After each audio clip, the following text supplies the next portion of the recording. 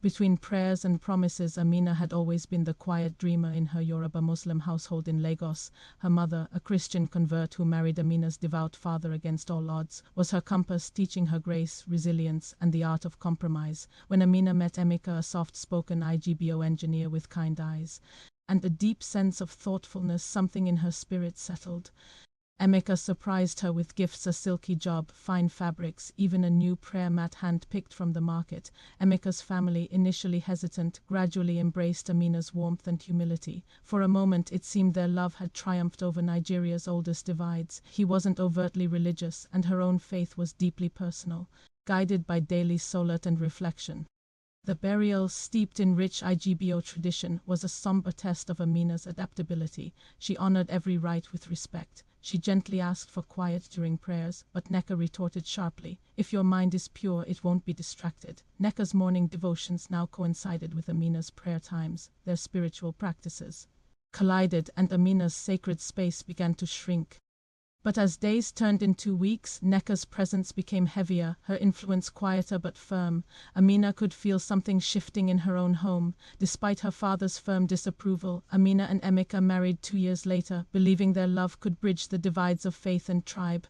Their union was a quiet act of defiance, a belief that love, when rooted in respect, could rewrite the rules. She didn't want to be the woman who made her husband choose between mother and wife. "I'm drowning, Emeka," she said, voice cracking. "I can't keep living like this." She turned inward, clinging to her faith during long tahajjud prayers for peace and strength.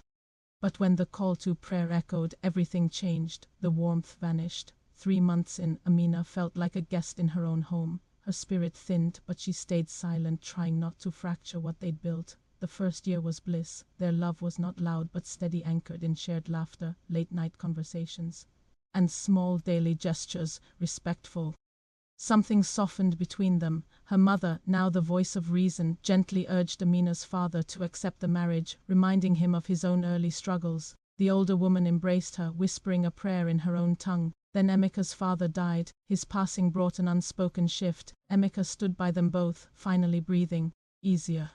He offered to send Nneka back to the village, but Amina refused, where love didn't erase identity but embraced it. Amina's mother visited and shared her own story of blending faiths. Nneka began to open up, admitting her fear wasn't just about religion, it was about loneliness, about legacy.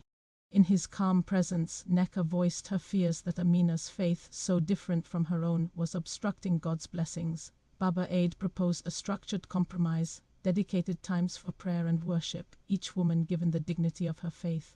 She wouldn't bear that blame. Instead, she suggested counseling, a mediator who could help them all see clearly. Emeka agreed, unsure if his mother would. After the funeral, Emeka's mother, Nneka, a passionate Christian and now grieving widow, began visiting. At first, Amina welcomed her. A devastating miscarriage left Amina spiraling in silent grief. One night, as she prepared for Solat, Nneka burst into the prayer room, singing loud hymns. The jarring intrusion shattered Amina's focus. It wasn't a one-off. Frustrated, Amina confided in Emeka. He suggested she lock the door during prayers. It seemed sensible until Nneka banged on the door mid-salat, shouting accusations. "You're making pacts with the devil. That's why you lost the baby." The words stabbed deep. Amina, crushed, refused to escalate the matter to her parents. Outside of prayer hours, Nneka was cordial. She'd cook soups, tell stories, even braid Amina's hair. Emeka tried to play peacekeeper, but his mother's blind faith left little room for compromise. One night, Amina broke. He held her, guilt in his eyes.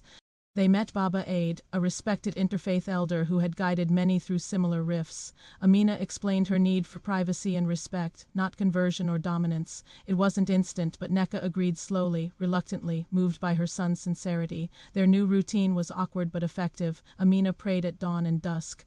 Nneka held her worship mid-morning and in the evening. The home felt less tense. One afternoon, Amina invited her to observe a prayer session. It was quiet. Then, a miracle. Amina discovered she was pregnant again. This time she told Nneka first. Their faiths were still different, but now they walked with empathy. Their child, Amina hoped, would inherit more than names or tradition, but a home where difference wasn't danger but strength.